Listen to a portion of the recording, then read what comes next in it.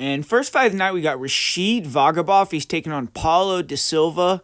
And Rashid, 27-year-old fighter, he's coming out of Dagestan. He trains out of Eagles MMA Academy. He's an Abdulmanap student, 13-2. So he's experienced and he's been on fire. He's won 5 fights in a row, 4 submission victories in a row. And he's had a pretty good strength of schedule. He's fought a lot of tough guys out there. If Russians, Tajikistan guys, all those guys out there in the mountainous areas. And his last fight, he beat Denis Araujo, who was a 23-6 Brazilian fighter. He's beaten Asian fighters. His most recent loss was in an EFC flyweight title fight, and the opponent that he lost to is now 9-0, one of the highest rated flyweights in ONE FC. And Vagabov, he has beaten another guy that was 10-0 earlier in his career, so he has a pretty impressive resume. But Paulo da Silva, 23-year-old fighter, he's Brazilian, he's 11-1. He's a Charles Oliveira protege, so this is Nurmagomedov team versus Oliveira battle 2.0. And resume-wise, da Silva does not have the resume that Vagabov has.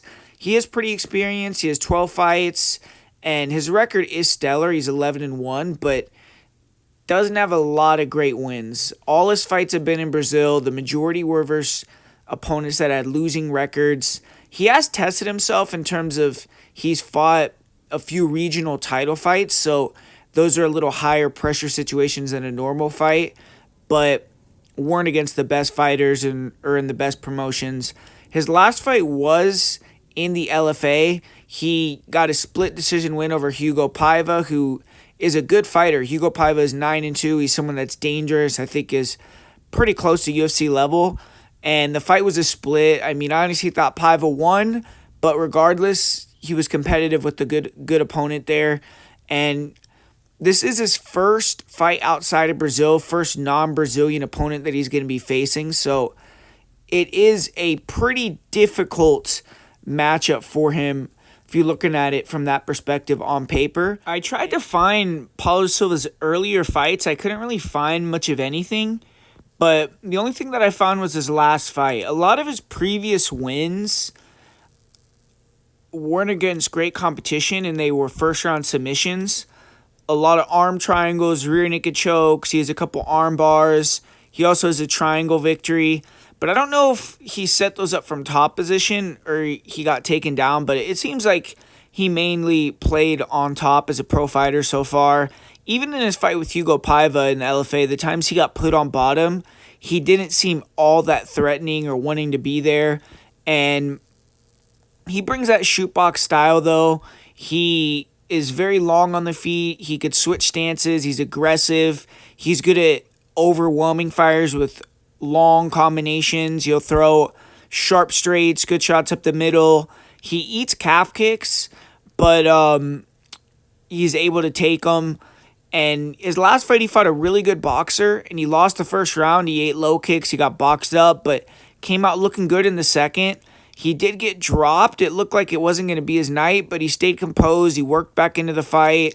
He kept the consistent pressure. He dropped his opponent back towards the end of that second round and won that round.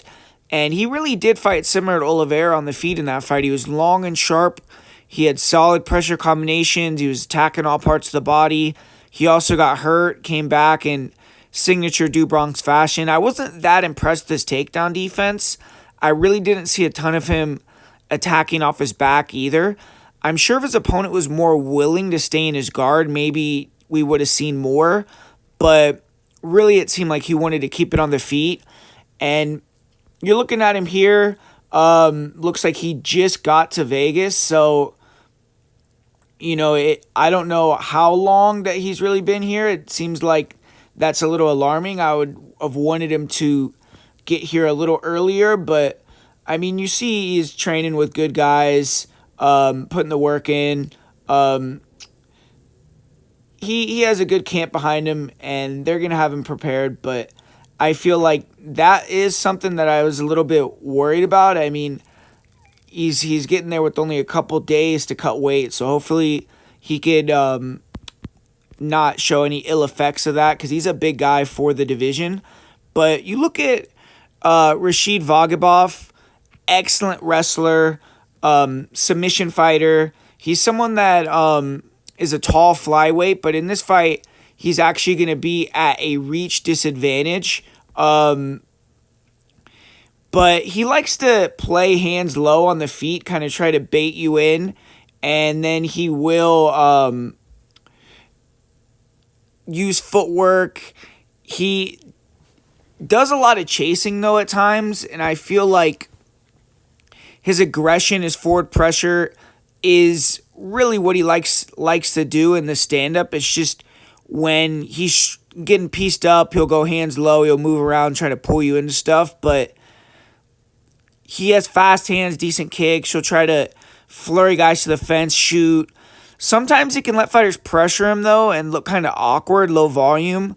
And he can't have those lulls here because giving Da Silva momentum is not what he wants to do. If he has to strike here in this fight, I think he's going to be in a little trouble. But he has fast level changes. He's a ton of different takedown finishes. He's extremely sticky on top, great ground and pound. He shuts down submission attacks really well, and he'll attack submissions in his own right. His one loss, he fought another really good grappler. He got taken down early, but he was able to reverse and put his opponent in this weird modified crucifix position, did some damage there, and then he tried to get back up and got caught in a guillotine. So I think he's going to be super difficult to submit by and large, but that was just a weird moment. And extending the fight for Da Silva could be a tactic because I think Vagabov is going to have to wrestle hard here. And if he doesn't find the finish, it could be a high-paced fight for him. But this is a great fight. I mean, Da Silva looks serious on the feet. He's going to have a big reach advantage. The way that Vagabov backs up hands down, sometimes he could get cracked. But, I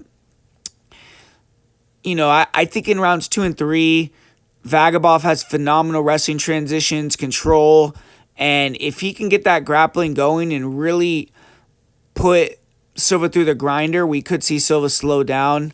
So I think if both guys get tired, Vagabov is going to win the fight via decision. So that's kind of what I'm thinking. I just feel like Silva could put the damage on him on the feet early, and if he does that and is able to kind of stay fresh and not let Vagabov get on the wrestling, then maybe you'll have a shot.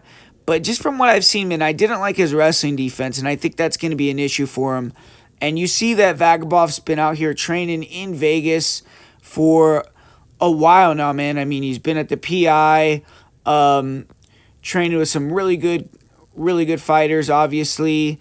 He is with Ali, so I just feel like he's going to be ready to go, and he's not going to get tired. He's going to be able to push through and use the wrestling, and I could see him getting a submission win, honestly. But with Da Silva being out of that camp shoot box, they're going to be really difficult to submit. I'm going to say it's a decision win. I'm going back and forth on that right now. I almost switched to say he's going to get a submission Vagabov.